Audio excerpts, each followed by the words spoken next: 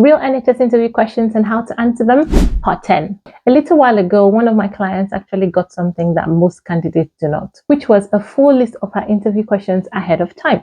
Yes, the trust literally said, here's your interview date and here are the interview questions that we'll be asking you. Honestly, that kind of transparency is rare, but it's very welcome. So she came to me with a list of those questions so that we can prepare together. And in doing that, I realized that this is too good to not share with you guys. Now, if you've watched my previous video, you know that I've already answered 2 of these questions. But in today's video, I'll be diving into another question, but with a little twist. Because if this helped her, then it can help you too. And from the list of questions, I will be answering this question here today.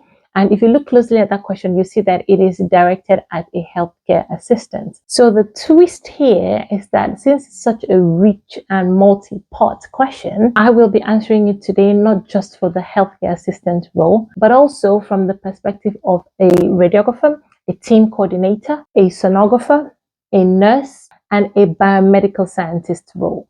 So that no matter where you are on your NHS journey, there's something in this video for you. So again, when I tell you real NHS interview questions in my videos or in my captions, I'm not joking. They're actually real and they could show up in your interview too. Now take a moment and pause and look at the full list if you have to, and stay locked in. Meanwhile, if you're new here, you're very, very welcome. My name is Rajuna. I'm a sonographer in the UK by background, and for the past 1 year plus, I have been making videos like this to help you succeed with your NHS or healthcare interviews, as well as coaching everyday people like you and I to succeed with your interviews and get that job. Now, right to the question, starting with the healthcare assistant role. What sort of things have you done previously that you think could help you become a good healthcare assistant? How could you apply that to this role? Why do you think that would be useful? And what excites you about this role? On this type of multi-part layered question, what it does is it helps interviewers to be able to assess your capability and your commitment to the role. They're not just checking if you can do the job. They also want to understand why it matters to you. So the question in essence would assess your experience. You know, when they say, what have you done before? It will also assess your transferable skills, like when they say, how can you apply it here? It will assess your judgment, like when they say, why do you think this is useful? It will assess your passion, when they say, why does this role excite you? So again, it's not just checking to know if you can do the job, it's actually assessing to know why it matters that much to you to want to come and work for them. Okay? All right, so this is one way to answer this as a healthcare assistant. Now, over the past few years, I have worked in several care-related roles that have really shaped my ability to support others with confidence and compassion. I currently work as a healthcare assistant in a care home, and I've also supported children with special educational needs in a school setting. On top of that, I actually work part-time with the NHS reservists in a non-clinical capacity. Now, each of these experiences have taught me something valuable. It has taught me about being very patient, being very calm in high-pressure situations. It has taught me about communicating very clearly with individuals from all walks of life. And it has taught me understanding the power of empathy, especially in a care environment. In terms of how I would apply this to this role, all of it is transferable. Supporting patients with their personal care, monitoring their well-being, and being a reassuring presence to my patients are things that I have all done. And so I therefore know the importance of making someone feel safe and feel respected. I'm also used to working as part of a multidisciplinary team. So I'm used to following instructions very carefully, as well as maintaining accurate records, which also are transferable skills that I can bring into this role. Now, what excites me the most about this opportunity is being part of a service that truly makes a difference every day. Just knowing that I can actually play a hands-on role in helping patients feel comfortable, supported, and seen, that in and of itself excites and motivates me. And then just being in the NHS and being surrounded by many expert professionals just means that I will keep growing too. So again, that excites me as well. Okay, so that is one way that you can answer that as a healthcare assistant, depending on your background and the things that you have done in the past. You can always tweak it to fit with your own narrative and your own unique story. Now, I'm going to be answering this from the perspective of a radiographer now. So again, this is the question, but this time around for a radiographer. What sort of things do you think could help you become a good radiographer? How could you apply that to this role? Why do you think that would be useful to this role? And what excites you about this role? And this is one way to answer it. One of the most valuable things that I have done leading up to this point in my life is working with different patients in different healthcare settings as a radiographer. I've supported people in moments where they were scared, when they were in pain, when they were very anxious, or just unsure of what's going to happen next. Now, that has taught me over the years to really listen, not just to what's being said, but to body language, to the anxiety that they actually are demonstrating, and to the other visible cues that people do not say out loud. Now, as a radiographer, I know that a lot of patients do come in with a certain degree of fear or uncertainty, and my experience in my past and in my previous roles helps me to be able to bring a sense of calm and reassurance with every interaction with my patients, something I'm looking to bring it into this role if considered. Now, on the more technical side, I've always enjoyed structured processes and working with equipment, whether it was during my academic placements or while shadowing, some other radiology team members or some other radiographers. Now, I'm naturally detail-oriented, and I understand how important and how critical it is to follow safety procedures and protocols exactly as required. So in this role, I will be able to apply that discipline that I already have, but also bring a very human touch to my clinical work, making sure that my patients do not only get the best image possible, but also feel cared for throughout the process. Now, what excites me the most about this role is the mixture of science and service. The way I see radiography is not just about equipment or technology. It's a lot more than that to me. It's about being part of a patient's journey. As radiographers, you're helping to provide answers, you're helping to provide clarity, and you're helping to guide decision making in the broader clinical context. And so I find that incredibly meaningful to be part of that entire process and journey. The fact that I can actually play a role in someone's diagnosis and ultimately in their healing or treatment plan is a huge motivation for me. Okay, so that's one way to answer it from the perspective of a radiographer. Now I'm going to move on to a team coordinator role. So the same question, but this time directed towards a team coordinator. So more of an admin role. What sort of things have you done previously that you think could help you become a good team coordinator? How could you apply that to this role? Why do you think that will be useful for this role? And what excites you about this role? So this is one way to answer it.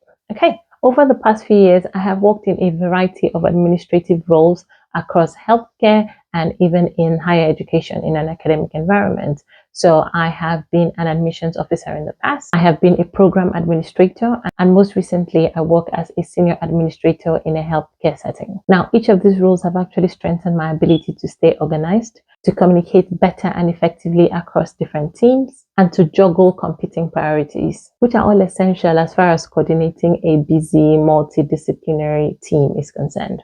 Now, in my past, I have managed schedules, I have overseen data reporting, I have coordinated meetings with both internal and external stakeholders, and I have dealt with confidential information. As a matter of fact, I deal with confidential information on a daily basis. But more than just completing tasks, I have actually learned over the years to always see the bigger picture.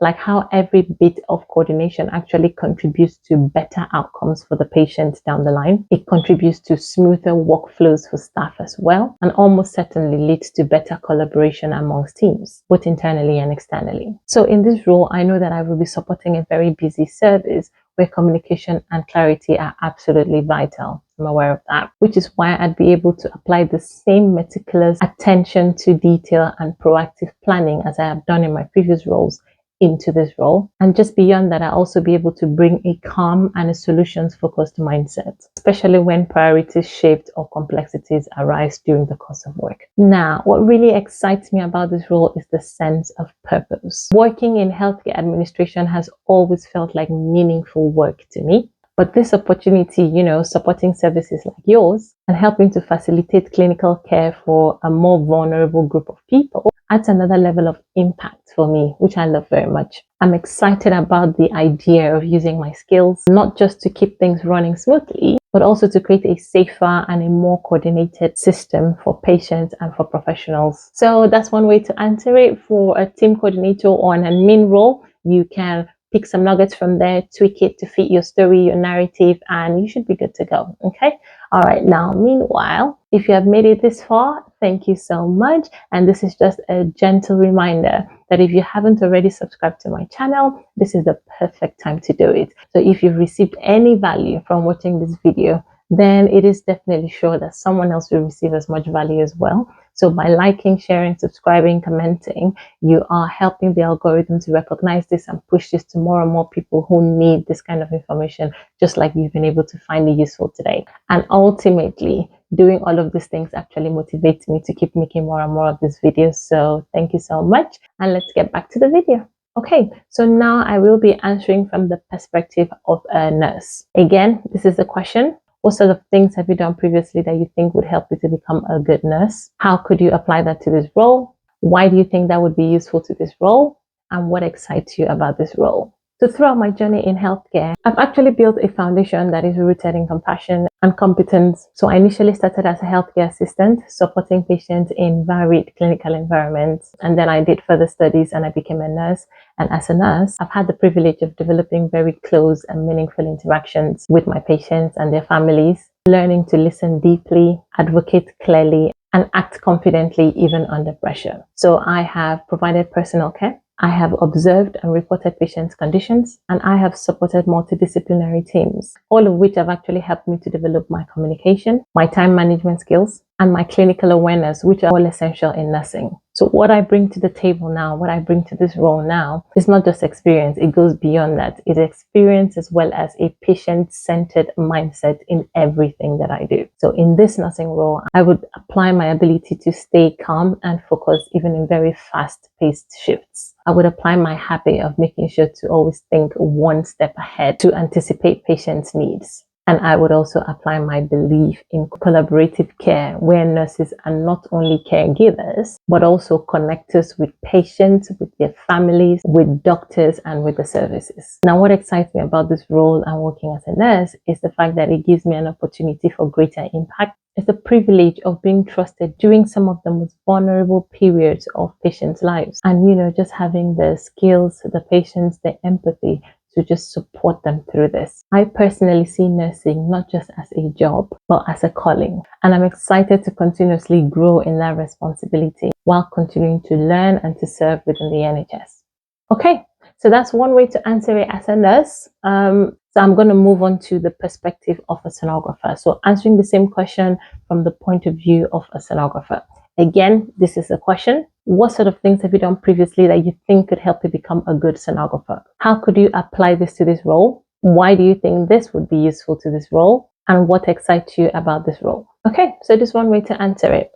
Now, my path to becoming a sonographer has been shaped by a strong clinical foundation, an analytical mindset, and a genuine interest in patient-centered diagnostics. Now, throughout my training and throughout my previous healthcare roles as both a radiographer and a healthcare assistant, I have developed not just technical scanning skills, but also the softer human qualities that truly make a difference. Qualities like compassion, patience, and clear communication. One of the key things that I've learned is making patients feel very comfortable doing procedures that can often feel unfamiliar or anxiety-inducing. I have become very adept at explaining procedures to patients in a very calm and reassuring way, which builds a lot of trust with my patients and usually ends up making them a lot more cooperative than if I hadn't done that, ultimately leading to higher quality scans. Now, in high pressure environments, I've actually learned to balance attention to detail with time efficiency, ensuring clinical accuracy as well as ensuring that my patients still feel safe and they still feel respected. There's a deep respect for the responsibility that comes with often being the first line of insight into someone's health. I understand how crucial it is to produce high quality images where possible and ultimately help to inform diagnosis and the care for patients. I fully understand how my ability to interpret what I see, my ability to also communicate with referring clinicians, and my ability to support my patients in the moment can have a ripple effect on their entire care journey. I fully understand that. Now, what really excites me about this role is the beautiful intersection of science and technology and human connection. As a sonographer, you're not just scanning your patients. You're literally seeing things that others cannot see and therefore helping the patients to arrive at a diagnosis that would be very helpful in the management of their symptoms or whatever conditions that they're presenting with. And just being part of a team that brings compassion into every diagnosis are the things that all in all generally motivate me and make me want to keep doing what I do as a sonographer. Okay, so that's one way to tackle that question as a sonographer. I will be moving right on to the same question, but from the perspective of a biomedical scientist. So again, the same question. What sort of things have you done previously that you think could help you become a good biomedical scientist? How could you apply that to this role? Why do you think that would be useful for this role? And what excites you about this role? Okay, so this is one way to answer it. Much of what has prepared me to be a strong biomedical scientist has been built through a mix of academic discipline, lab-based precision, and an appreciation for how our work quietly but powerfully underpins frontline care. Now, during my training and practical experiences in diagnostic labs, I developed a strong command for analytical techniques, for quality control processes, and for handling biologically sensitive samples with accuracy and with integrity. But beyond the technical skills, what I actually bring is a deep respect for the ripple effect that our results have. I'm always conscious about the fact that every test I run actually feeds into someone's story, by informing diagnosis, by guiding their treatment, or just overall bringing a sense of peace, peace of mind to the patient. Now, in the past, I've also worked under pressure to meet turnaround times. I've also handled unexpected results with a lot of calm, with a lot of clarity, and I've actually remained meticulous even during repetitive tasks. Now, this resilience and this focus are the attributes, are the qualities that I would bring into this role. I believe that this foundation that I have is especially useful in the NHS setting where, the stakes are high and the collaboration with the different clinical teams is essential. I'm very comfortable working with standard operating procedures, and I also bring with me a lot of curiosity and a lot of initiative. So whether it's troubleshooting an instrument or just suggesting workflow improvements or just being the person who notices when something is off. And that's me. And those are things that I would apply even in this role. What excites me about this role ultimately is that I am part of a system that is bigger than any one individual, yet also knowing that my own personal and individual contributions directly impact patient care. So that behind the scenes precision and purpose really, really drives me. Just knowing that I'm not just working with samples in a lab, I'm actually working with people's lives. That truly motivates me. Okay, so that's one way to answer this question from the point of view of a biomedical scientist. And hopefully all of the answers from all the different professions have been very useful to you. And if you're actually very serious about smashing your NHS interview, then you shouldn't just stop with this video. My ebook here, Smashing Your NHS Interview or Your Healthcare Interview, has 50 questions with 100 answers. So for every one question, you've got 2 answers. And it is structured in such a way that it covers behavioral questions, competency-based questions, scenario-based questions, interest or motivation-based questions, so that you're never stuck, okay? So you got different varieties of questions. You've got a variety of answers, multiple answers. And you know what? I'll put some testimonies up here so that you can see how useful this book can be for you as well. This ebook is your ultimate preparatory guide. It would help you walk into that interview with loads of confidence and strut because you know your stuff. So if you're interested, I'm going to drop a link to the ebook below. If you're unable to access it, you can drop me an email as well. I'm more than happy to respond to you and guide you on how to get it. Okay. Now, for some people, interviews really leave you overthinking. It leaves you second guessing yourself. It leaves you, feeling stuck. Now, if you're that kind of person, then you likely benefit from a one-on-one session with me for your interview preparation. If that's something you're interested in, I'm more than happy to hold your hand during the preparatory phase. During my coaching sessions, I make sure that it is tailored to the NHS role or the healthcare role that you've actually applied for. I help you to structure very powerful answers to common questions. I help you to tackle some very tricky questions, and how to structure them and how to say them with a lot of confidence. Again, I'll put some testimonies up here for you so you can see as well. We cover a couple of things, from answering questions using the STAR method to your tone, to your delivery, and to your mindset. Your mindset is very important before going for an interview. We offer mock interviews and I provide you with real-time feedback so that you don't just leave me feeling rehearsed. You feel more ready than rehearsed. So if you're ready to start winning and stop winging it, then drop me an email below or follow the link below as well. And you should be able to book the sessions or talk to me and we'll take it from there. I'll guide you on how to do that. Okay, so there you have it, guys. Hopefully these answers have been helpful to all of you, and please be reminded that there are more and more people out there like you who would need information like this because they're planning for an interview or they're struggling with interviews as well, and they need some questions to prepare with. Just by liking this video, by sharing this video, by commenting on this video, and by subscribing, you help the algorithm to recognize this and push this to more and more people who need it. So if you haven't already done these things, then I urge you at this point in time, just like, share, comment, subscribe, and turn on your notification bell. And I'll see you in my next video. Bye.